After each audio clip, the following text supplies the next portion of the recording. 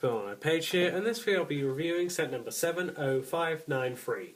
This set costs £35 and it's called the Green NRG Dragon. So here's the main build of this set, and the main build of this set is a big massive epic green dragon. And this dragon really does look pretty epic, especially with the wings splayed out. Well, it does look okay with the wings in as well, but it looks better with the wings splayed all the way out. And it has a big massive wingspan. In fact, it is at 25 and a bit centimetres. So that's pretty massive, especially for a Lego dragon.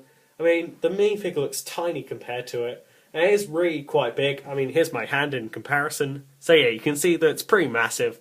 I mean, it's not the biggest Lego dragon ever, but for a £30 set, it's really big and massive, and it looks really cool. I'm really glad that it's brick built instead of like those really tacky looking ones that they used to do. The brick built one left definitely looks a lot better. And now back onto the wings. The wings definitely look really cool when spread out, and they're really well detailed, although there's one downside to them. They do crinkle up. I still wish they were plastic, but if they were plastic, then you wouldn't be able to have details like this. Now this is a metallic printing on it, and it looks really cool, really awesome, and it's really shiny, and yeah. So I guess that's why they're paper instead of plastic. Well, it's a really nice sort of papery material. It might even be sort of fabric, I don't even know. It feels really nice, looks really nice, and yeah, so I'm sort of glad it's fabric, but sort of wish it were perhaps a bit of a more brittle fabric or something, because they do definitely sort of crinkle up a bit. Well, I don't know, I guess perhaps that gives the effect of it waving through the wind or something. And now onto the head. So the head has lots of points of articulation, and it can go all around. It can even reach down to the ground to look down at its foes and breathe fire. And the head, well, okay, hang on. The sort of mouth part of the head can open and close, although it's very fragile and it does come off a lot. And now the eyes do look really cool, especially if you can get them in the light. It looks like they're sort of glowing with a fire energy. And that looks really epic and really cool. And it has two horns, actually 3 horns on its head, and a sticker there. And that adds a lot of nice detail, that sticker. I mean, I'm sort of not really pleased that it's a sticker, but you know, it's nice detail nonetheless. And on the front it has this sort of beak foot piece, and that looks really cool as detail. And along the neck there's these studs, and that adds a really nice flow to the overall thing. And there's a seat for Lloyd. And there's this lantern at the back, and further back there is a bag which has a Coke can in it. I mean, right now it's not in there since it probably fell off or something, but you know, you can just store stuff in there like this, and yeah, it'll stay in there, apart from if you tip the dragon upside down, like I probably did. But yeah, it does stay in there pretty well. I mean, not very well, but pretty well. And also, Lloyd's seat does look really nice, and it looks really grand, and like a throne almost. And finally, the tail has points of articulation, and it can articulate around in all different ways. And yeah, it fits on there really well, and that looks really cool, and you can pose it like this, or like this, or like this, or like this, and all sorts of different ways. And on the end, if you haven't noticed, there are 2 stud shooters. I mean, those don't look great, but they definitely add a lot of nice detail. And you can shoot them down and all around. You can even post them near the legs. I mean, there's lots of posability on the tail and all around this dragon. Also, there are the feet, which can pose like this, and like this.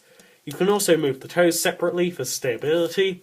And overall, this dragon just looks really epic, really sort of powerful and massive.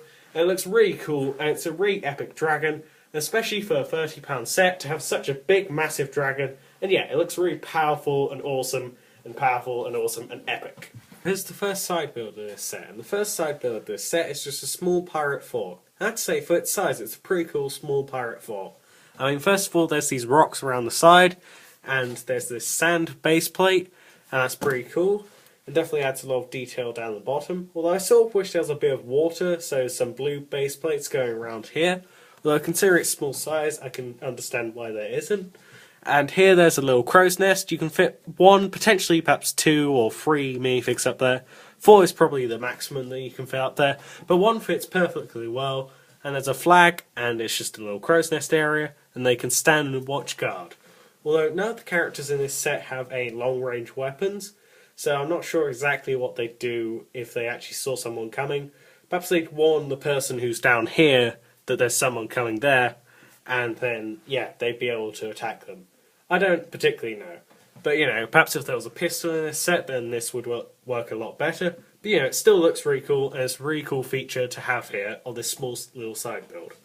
And there's also this sort of tree branch sort of sticking out here, so you can have like a minifig hiding under it as like undercover, so they can not be spotted, and then they can attack the other person.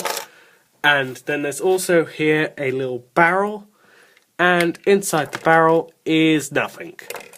Although actually there are a few gold coins hidden behind it.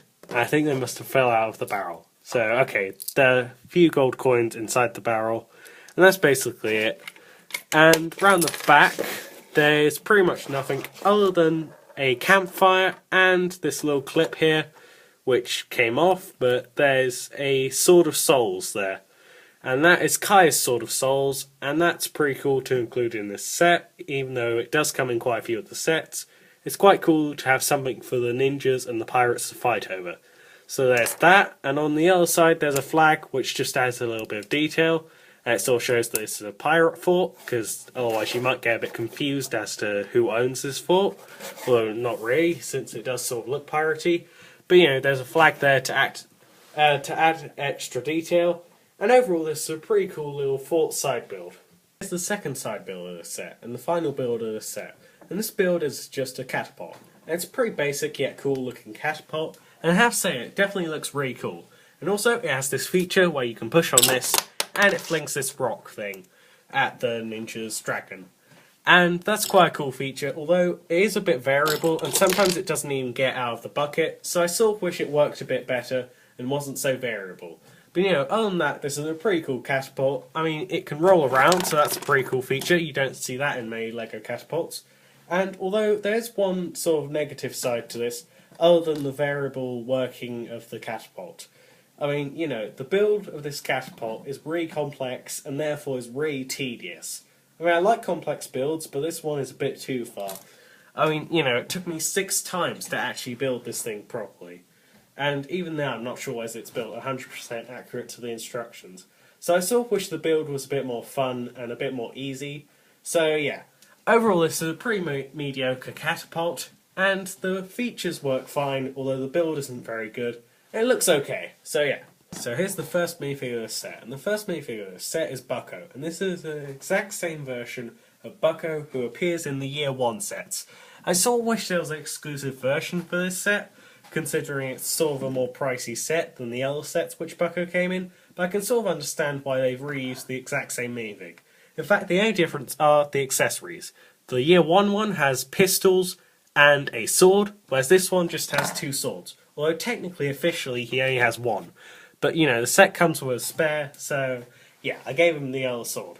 Although, here's what he'd look like officially, so, yeah. You just have 1 less sword. And the printing is the same as the Bucko in the other set that I reviewed. So, yeah, I'll just go over it quickly.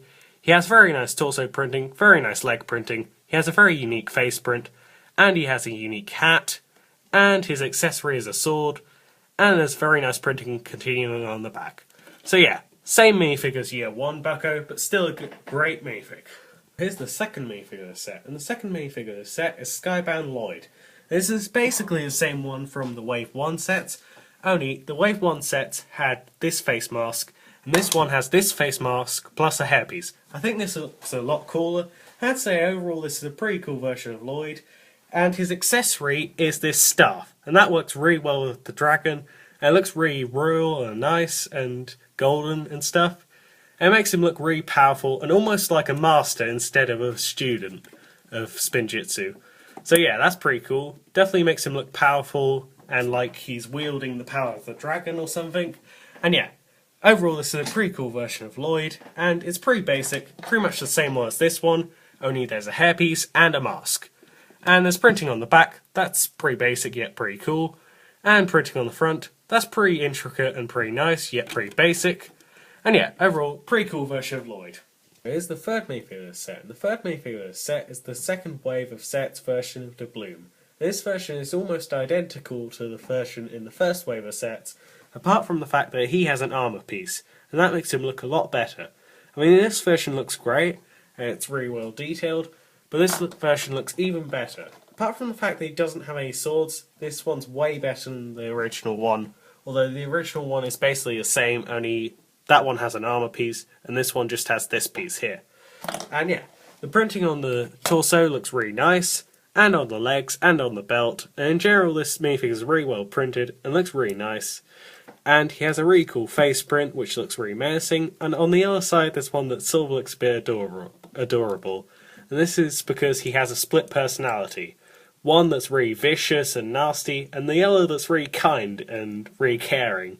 And at one point, that actually worked to the advantage of the ninjas, because they were able to get away from him.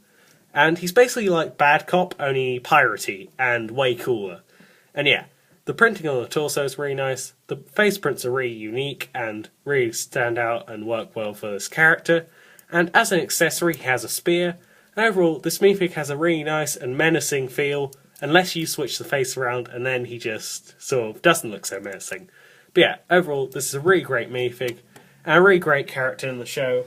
And I have to say, the armor piece definitely adds a lot more bulk to the minifig, and therefore makes him look a lot better. So yeah, this is a very good improvement on an already great minifig, from the first wave of Ninjago sets into the second wave. Here's the fourth minifigure of the set, and the fourth minifigure of the set is a ghost version of Cole. I've been waiting for a ghost version of Cole since the 2015 season of Ninjago, and this is done really well. I mean, he's wearing the Skybound gear. I don't particularly like that gear. I mean, it looks okay on certain ninjas, but with other ones it doesn't look particularly good. And it has very little detail. I mean, the detail that's there is really great, but yeah, the face print is really the best part of this minifig, because it's in like a sand green colour, and also it's really expressive, and yeah, it just shows that he's been ghostified. So there, he's smiling, and that's a really cool expression, although when you put the mask on it looks more angry, but yeah, again, that's a pretty good expression for him to have. And the other one isn't so good. I mean, you know, it sort of works for like where he's been initially turned into the ghost, and he's sort of a bit confused, so I guess you could use that expression for that.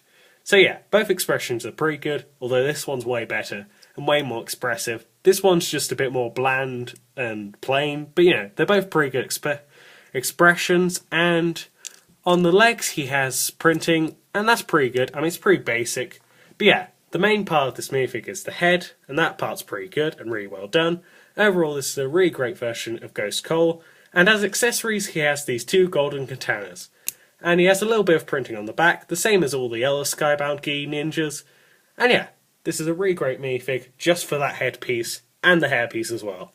And yeah, it looks really accurate to how he looks in the show when he's in his ghost form. So here's the fifth minifig of the set, and the fifth minifig of the set is just an unnamed pirate. I'd say, considering this is just an unnamed pirate who doesn't have a name and isn't a main character, there are definitely quite a few nice details about this minifig. The nicest one being the Black Widow's hairpiece in black. Now, this hairpiece only comes in this particular set, or perhaps one other set, I think, where this minifig comes in. But yeah, it's a pretty rare hairpiece, and it's pretty nice to have it in such a cheap set, so lots of people can get it. It's a really useful hairpiece to have, and it's a really nice hairpiece. And apart from that, there's like some really nice torso printing. I mean, there's a strap going across there, there's like some armor detail behind that, and there's the pirate Skybound logo there. And on one leg it's brown and it has a strap going across it, and the other one has lots of armor detail going on there. And there's some armor detail there, there's a nice belt print there, and the arms are just plain orange, but that's okay. No printing on the sides, but considering it's an unnamed character, I'm okay with that. And there's some back torso printing, and that's pretty good and pretty well done. And the face is a smug face and an angry face. And this minifig has an eye patch, which is fitting for a pirate, and they have the nice moulded pirate sword, sort of a cursed sort of looking sword.